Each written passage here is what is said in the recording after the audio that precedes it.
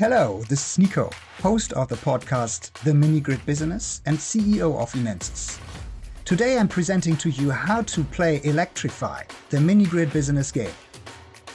This game is a simulation of a real mini-grid company, including all its details. Development of demand over time, selection of sites based on real data from Nigerian villages, price elasticity of demand, conditions under which you can attract finance, conditions under which you can attract loans, staff management, digitization management, all these kind of things that make and break a mini-grid company. You can use this game to try new business models. You can learn how tariffs and the setting of tariffs affects the speed of electrification. You can see how different financing offers affect the company growth. All these activities and all these interconnections you need to understand to be a professional mini-grid company CEO.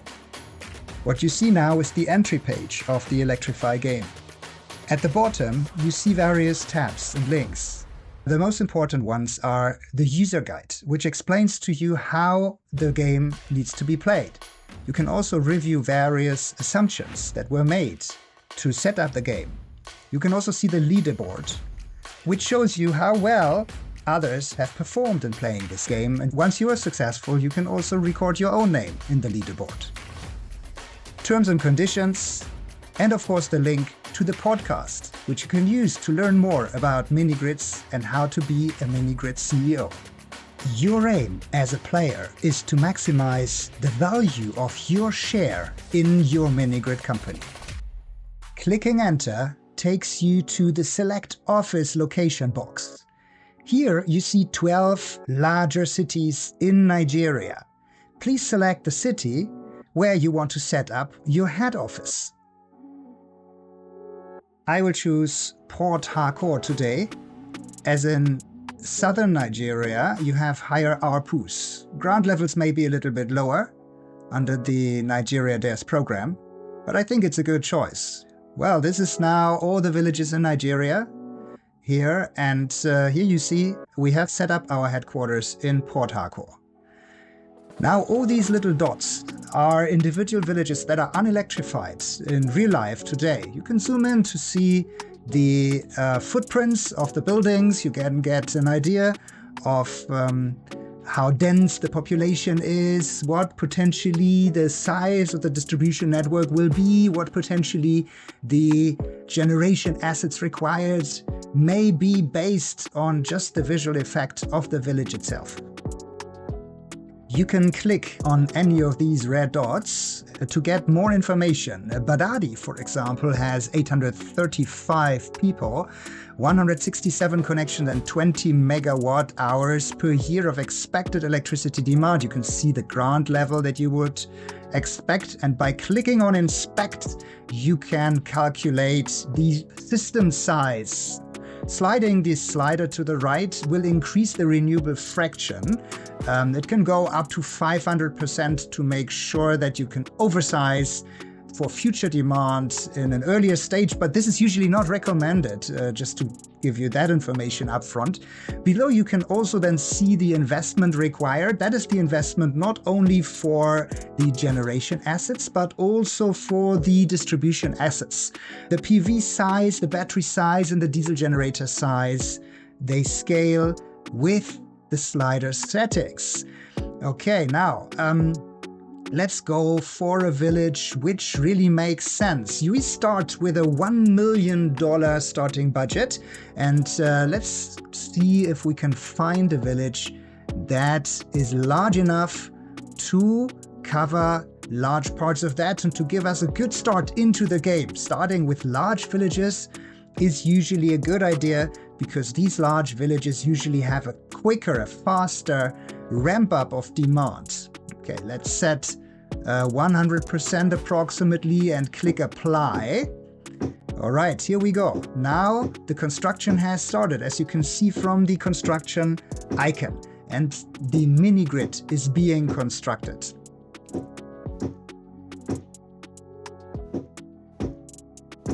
Now you see the bank account has come down from 1 million to 26,000. And below you see the ARPU is still zero. The revenue is still zero, of course, because we're not selling any electricity yet.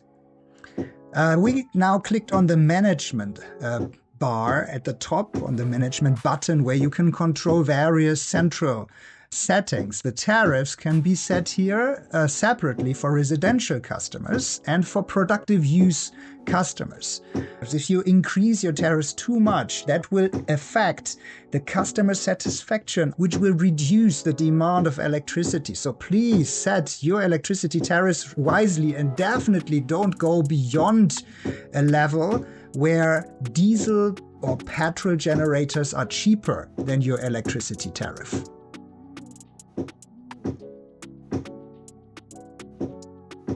At the right-hand side, you see the digitization management. In the digitization management, you can invest into mobile money, remote monitoring, call centers and ticketing system, and smart meters. Now, you can only do that once the first system has been fully installed. So therefore, there's nothing we can do here yet, but we'll come back to this later.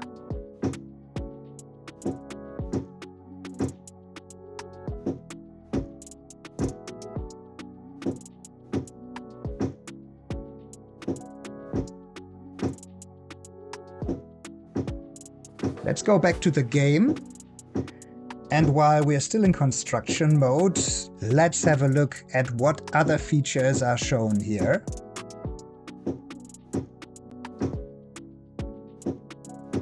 Here on the right-hand side, you see the OPEX bar chart. If you hover over the diagram, you can see what, for that specific month, the cost structure of the company looked like, including the base cost, the staff cost and everything, diesel fuel cost.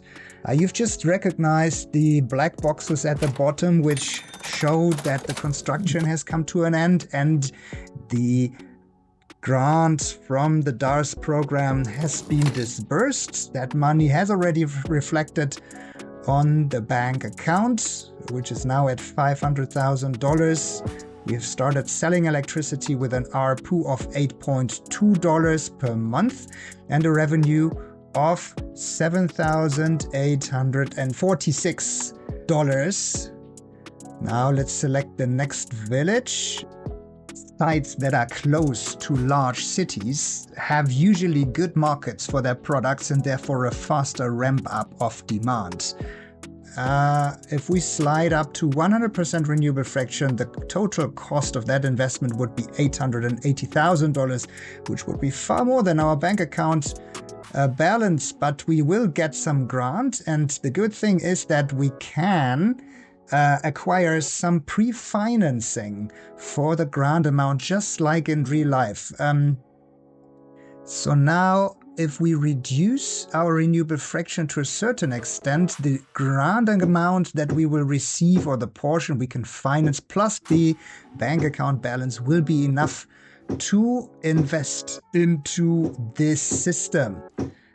We must make sure that we have enough staff to also manage the construction. Okay, we need to increase the staff level here a little bit. With that, the construction will go as planned.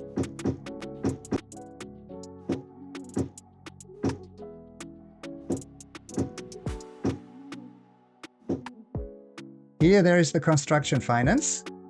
Let's accept that. It's $312,000 at an annual interest rate of 12%, which also reflects like real values that you would get in the sector. The bank account was negative and there was a warning already showing that we are approaching bankruptcy, but now this finance is saving us from bankruptcy and we can continue playing. The second mini-grid is still under construction. Okay, let's accelerate the speed of the game. Each month was 8 seconds. Now we accelerate significantly the game speed. Every month is just 1 second. And we went to mobile money and the call center ticketing system and activated those. Usually I don't like activating remote monitoring and full smart metering too early, as these come with relatively high ongoing OPEX that we want to avoid as long as the company is still young. Oh, our staff level is low. We need to increase the staff level to make sure that the customer service is done properly. And as the Nigerian naira to US dollar value has now dropped and our revenue is in Nigerian naira, we could potentially increase the residential and productive use tariffs to a certain extent to reflect that change in exchange rate. The diesel price is shown, and here you can also see the time elapsed in your game. We are simulating 20 years of mini-grid company management, and we are in year 1, month 8. The share value is shown right next to that circle, and the customer is connected further on the right.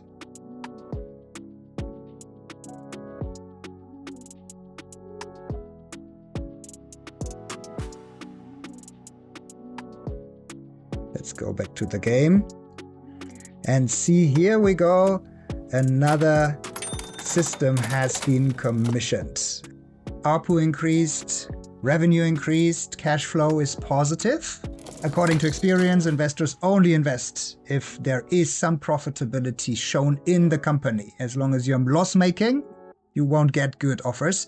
Even more so for dead acquisitions. You really must show that you can repay and service your debt, and this of course only happens if you have a track record of positive cash flows. The small 4 next to the equity and debt button shows that offers have come in. Let's have a look. The equity offers don't really look attractive. 10% at a pre-money valuation of just a little bit more than 1 million is just as much as we had when we started. Let's look at the debt offers. 10% over 102 months in US dollars, $160,000. That's okay. We may also accept the Naira value debt offer at a lower tenure and a higher interest rate, but in local currency. And see, now the debt has been reflected on the bank account. Let's use that money to invest into a new large town. Here we have $1.4 million of investment and some $600,000-700,000 of grant funding. Staff level has not been sufficient, so therefore let's add some staff here to make sure we can implement this next construction phase and go to apply.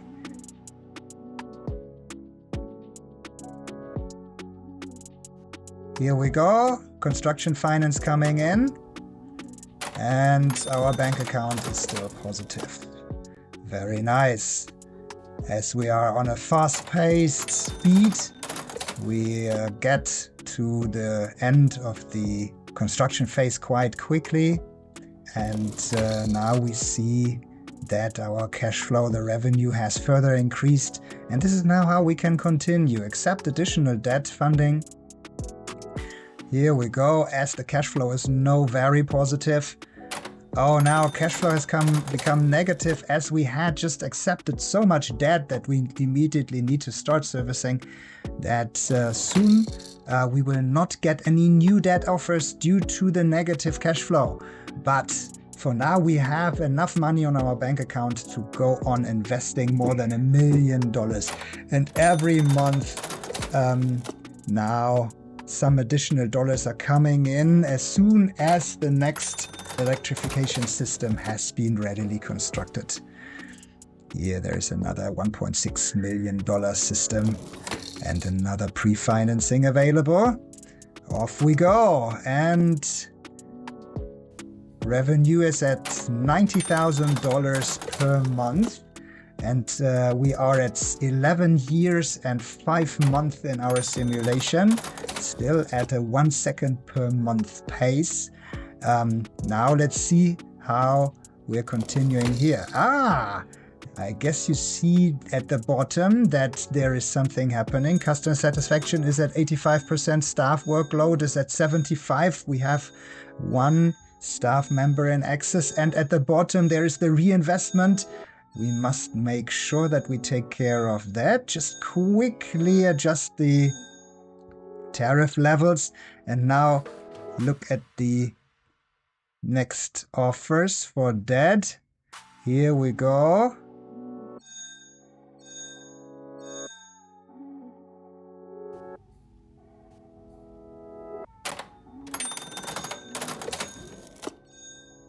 And bank account is quite well filled.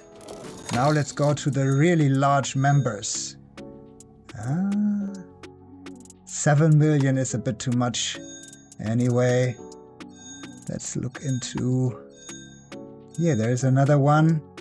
9,000 inhabitants for 1.7. Okay, here we go. No, I think we have enough cash. We don't need to accept the pre-financing anymore. Save some money there.